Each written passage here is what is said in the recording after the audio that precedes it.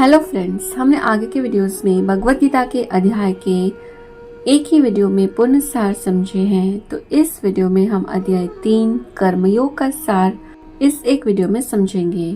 हमने डिटेल में इस अध्याय के पार्ट्स में वीडियो ऑलरेडी अपलोड किए हुए हैं। अगर आप सुनना चाहते हैं तो हमने लिंक डिस्क्रिप्शन बॉक्स में डाले हुए हैं। आप हमारे चैनल को सब्सक्राइब करें जिससे आपको ऐसे और भी वीडियोस वहां से मिल जाएंगे।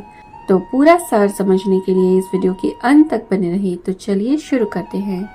अर्जुन इस अध्याय के शुरुआत में श्री कृष्ण से पूछते हैं कि हे केशव, यदि आप बुद्धि को सकाम कर्म से श्रेष्ठ मानते हो तो क्यों आप मुझे युद्ध करने के लिए प्रेरित कर रहे हो।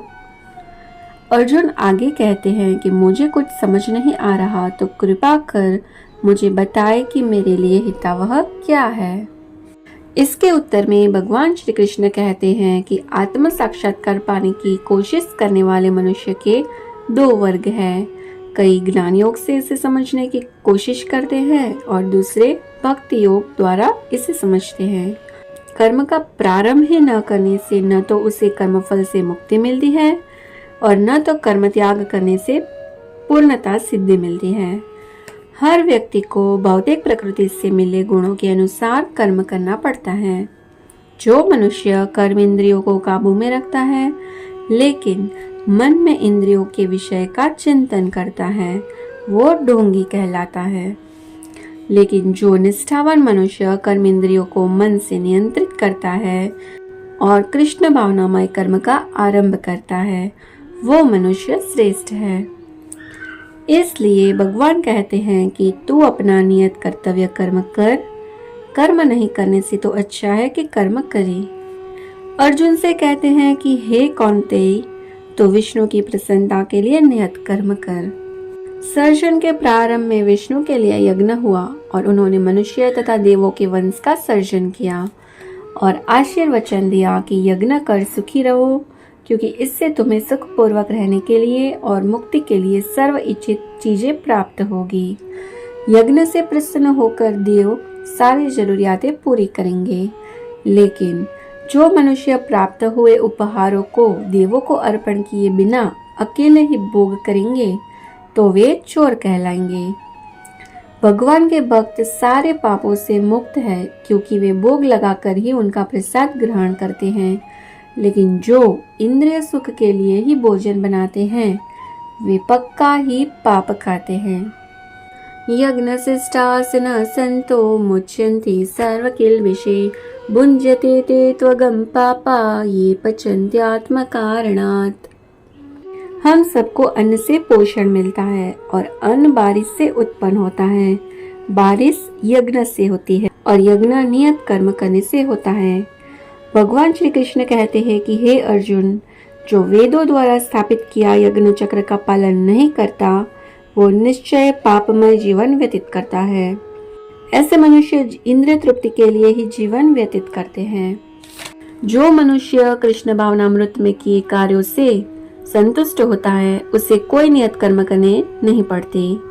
इसलिए कर्म के फल में आसक्ति रखे बिना मनुष्य को खुद कर्तव्य समझकर लगातार कर्म करना चाहिए, क्योंकि ऐसा करने से मनुष्य को परमेश्वर की प्राप्ति होती है। महापुरुष जो आचरण करते हैं सामान्य मनुष्य उसका अनुसरण करते हैं। भगवान कहते हैं कि मुझे कोई चीज का अभाव नहीं है, न मुझे कुछ हासिल करने की जरूरत है, फिर भी मैं नियत कर्तव्य कर्म में कार्यरत हूँ, क्योंकि यदि मैं ऐसा ना करूँ तो मनुष्य जरूर मेरे मार्ग का अनुसरण करेंगे। सारे लोक का नाश हो जाएगा और वर्ण शंकर प्रजा उत्पन्न होगी और इससे सर्वजीवों की शांति को नष्ट करने के लिए मैं कारण बन जाऊंगा। भगवान श्री कृष्ण अर्जुन से कहते हैं कि विद्वान लोगों को सामान्य लोग जो सकाम कर्म में आसक्त हैं उन्हें विचलित नहीं करना चाहिए, लेकिन भक्ति भाव से उन्हें कर्म में व्यस्त रहने की प्रेरणा देनी चाहिए। जो मनुष्य को परम सत्य का ज्ञान है वो भक्तिमय कार्य और सकाम कर्म के बीच के तफावत को जानते हैं और खुद को इंद्रिय तृप्ति में व्यस्त नहीं रखते। अज्ञानी जन जो दुनियावी कार्य में व्यस्त है और आसक्त है, उनके कार्य ज्ञान के अभाव से निचली कक्षा के हैं, तो ज्ञानी मनुष्य को उन्हें उनके कार्यों से विचलित नहीं करना चाहिए। इसलिए हे अर्जुन, तू अपने सारे कर्म मुझे समर्पित कर, मेरे पूर्ण ज्ञान से युक्त होकर लाभ की इच्छा रखे बिना, स्वामित्व का दावा किए बिना आलस त्याग तो युद्ध कर। जो मनुष्य मेरे आदेश के हिसाब से कर्तव्य करते हैं और ईर्ष्या रहित होकर श्रद्धा पूर्वक उपदेशों का पालन करते हैं, वे सकाम कर्म के बंधन से मुक्त हो जाते हैं। लेकिन जो मनुष्य ईर्ष्यावश होकर उपदेशों की उपेक्षा करते हैं और आचरण नहीं करते, उन्हें ज्ञान से रहित हुए मूर्ख, अज्ञान और बंधन के भोग बने हुए मानना चाहिए। हमें पूर्ण रूप से कृष्ण भावना परायण हुए बिना नियत कर्मों का त्याग कभी नहीं करना चाहिए। हमें नियत किए हुए कर्म ही करने चाहिए, फिर चाहे वो दोष युक्त क्यों ना हो।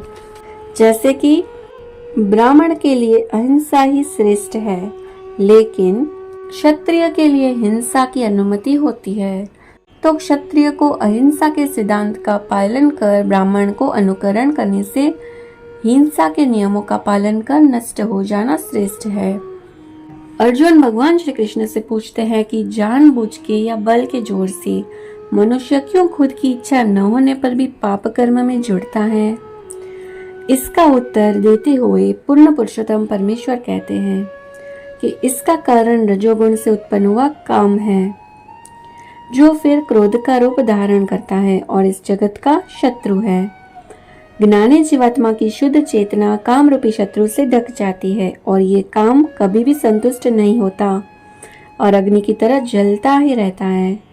इंद्रिय, मन और बुद्धि ये तीन काम के निवास स्थान है।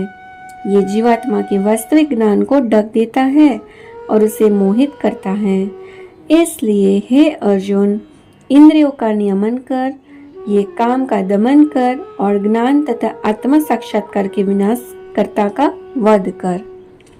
कर्मेंद्रिय जड़ पदार्थ से श्रेष्ठ है, मन इंद्रिय से श्रेष्ठ है, बुद्धि मन से भी ज्यादा श्रेष्ठ है और आत्मा बुद्धि से भी श्रेष्ठ है।